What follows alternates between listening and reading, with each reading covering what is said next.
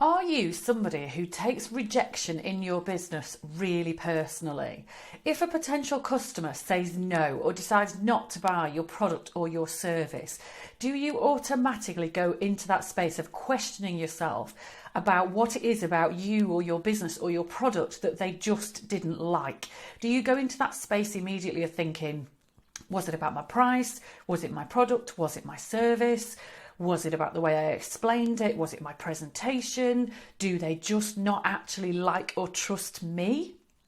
Because I know that's the kind of space that an awful lot of people go to.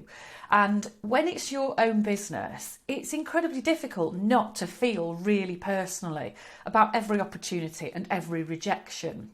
But because I know that this is something that affects a lot of people and quite often can actually really hold people back, sometimes what it leads to is people stop pushing their business forward because of this fear of rejection and because of actually how personally they take it every time it happens. So I wanted to share with you 2 key tips today to hopefully make this whole situation a little bit easier, but also help you to see the opportunities behind it for your business. So the first crucial thing to bear in mind is that when a potential customer decides not to buy from you, that's actually all about them and not about you. Their decision making is based entirely on, how does this help me? How does it help my business? What's the impact of it? Can I see real value from this?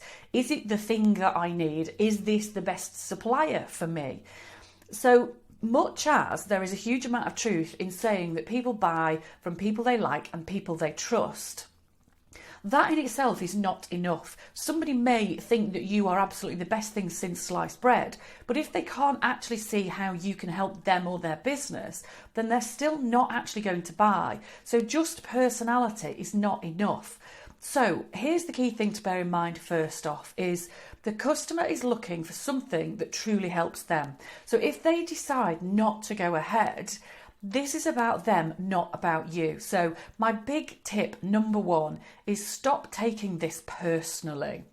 But tip number 2 is to then really look for the opportunities to learn something here, because every single missed opportunity always has with it some lessons that you can actually use to take more advantage of the opportunities to come.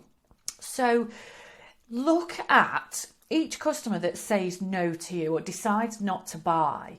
The first question I would ask is, how clear are you about their real reason for saying no? Now, more often than not, people will just sort of say, oh, it's not the right time, or the budget isn't there. And to be perfectly honest, those are just easy answers. Yes, sometimes they're true, but an awful lot of the time, they're really just a masking answer to not have to tell you the real truth and basically just move on and end the discussion. So my first question to you is, how clear are you? How certain are you that you really understand why a customer has chosen not to buy from you? Because if you're not absolutely clear on that, if you feel as though perhaps you're getting a half truth or getting fobbed off a little bit, then generally speaking, that's an indication that you actually haven't got to know enough about that customer, and you haven't developed the real depth of relationship that means that the customer trusts you enough to be completely honest with you.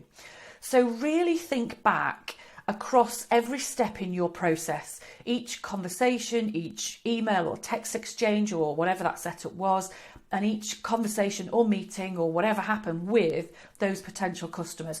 Think about each one of those touch points and really think about, how well do you think you came across at that point?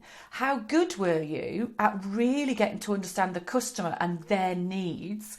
And do you think you did a great job of really explaining what you or your product or your service does, and much more importantly, how it can specifically help that customer? Because when you think back over all those details, there may well be some real insight there that says to you that there is a way to improve the information that you're sharing or the way that you're getting across, or probably a way for you to ask deeper questions of your customer so that you're getting to truly understand them. Now, one thing to watch out for here is This is not an exercise in beating yourself up, because that is far too easy to do. So don't look back at these situations and think, where can I actually blame myself? Oh, I bet it was my presentation, my price, my demeanour, my dress, who knows? Don't just look back and look for ways to beat yourself up. But also be wary of knee-jerk reactions. So just because somebody has said to you that they think it's too expensive, that doesn't mean your price is wrong. It just means potentially you're too expensive for that individual customer.